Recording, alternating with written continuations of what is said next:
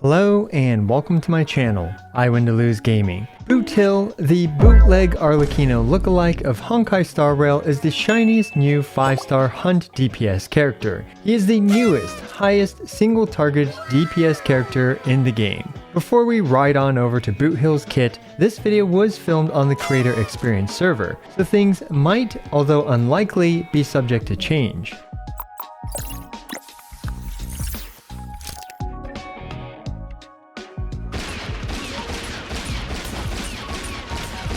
Let's go through Bootleg's kit, starting with his basic attack, which should only be used if you have no skill points. Then we have Boothill's skill, Sizzle and Tango. Boothill will enter standoff mode with an enemy where both the enemy and Boothill can only target each other for 2 turns. Boothill and the enemy he's standing off against will deal increased damage to each other via the vulnerability multiplier. Breaking or killing the enemy that Boothill is in standoff against will end standoff and also give him a trick shot. While in standoff state, he replaces his basic attack with Fan the Hammer. Fan the Hammer doesn't cost or generate any SP, although it does generate 30 energy. However, his skill to enter standoff state does cost 1 skill point. Speaking of Fan the Hammer, this is the perfect segue to talk about his talent, 5 peas in a pod, which enhances his Fan the Hammer. Each trick shot he has increases the toughness reduction of his Fan the Hammer by 50%.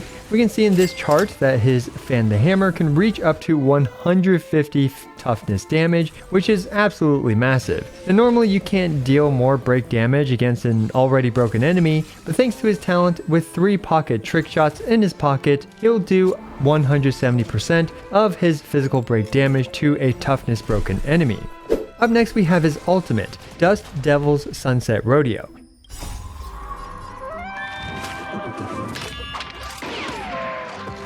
His ultimate applies physical weakness, deals toughness damage to the enemy, and delays the enemy's action by 40%. This is guaranteed to apply and doesn't need effect hit rate. This is also what makes Boothill such a universal hunt character, since he's able to apply physical weakness to the enemy. What's cool about his ultimate is that even while he's in standoff state, he can still actually target any enemy with his ultimate, and the action reduction is great both defensively as well as for extending the duration that the enemy is broken for, allowing you to output even more break damage. As for his passives, he gains some crit stats based on his break effect, so you're highly incentivized, if you can't tell, to build a break effect on Boothill. Another passive he has is he'll gain 10 energy for every trick shot he generates, including extra trick shots over his usual max 3. This gives him great uptime on his ultimate.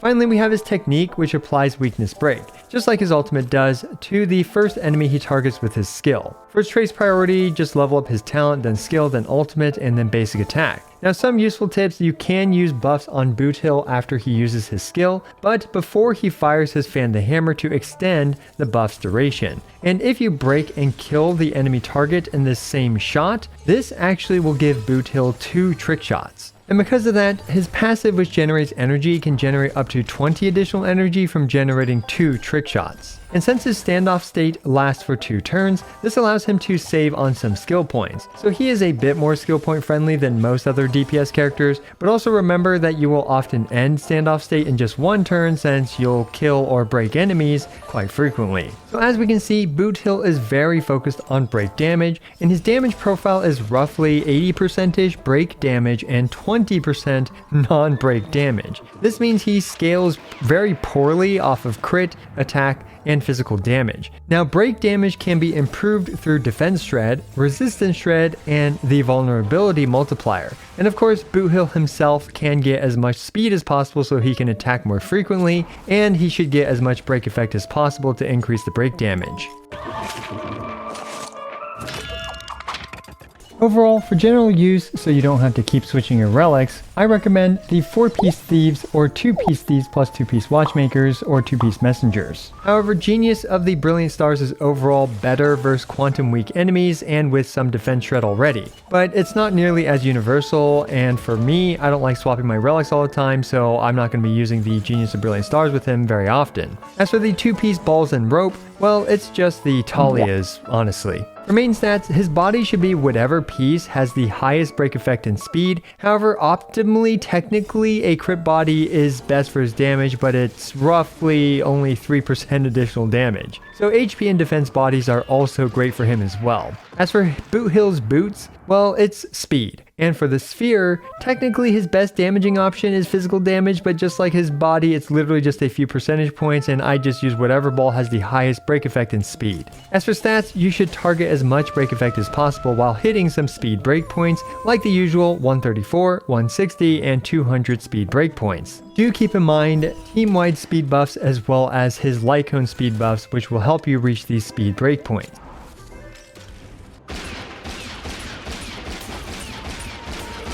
Next up are his light cones. Funnily enough, pretty much all the light cones besides his signature light cone don't provide him much value at all. His best free-to-play options are the 3-star light cone, aptly named Adversarial in standoff state, since he will often kill enemies and have great uptime on the speed buff from this thing. Also, the River Flows is usable on him as well. Finally, if you don't want to level those, you can still use the Cruising in the Stellar Sea. This brings us to his signature light cone, which is situationally around 20 to 30% stronger than the aforementioned free-to-play options, depending on how much defense shred, break effect, etc. that your Boothill has.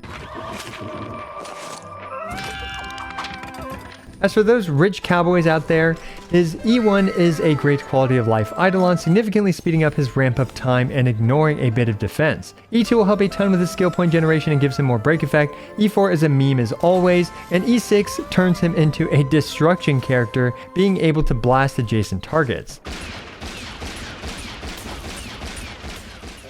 For teammates, his best team overall for improving his damage as much as possible is Ron May plus Bronya, for very obvious reasons. Ron May's faster break and break delay are invaluable with Boothill, while Bronya's free turns are, well, free turns. Having teammates that provide Boothill the Watchmaker's relic buffs, as well as messenger buffs, are great to have as well. Other great and situationally even just as good teammates include Silverwolf, Pella, and Harmony Trailblazer. And for sustain, anyone is fine, but I did like Gallagher and Aventurine the most, as they can help break the enemies.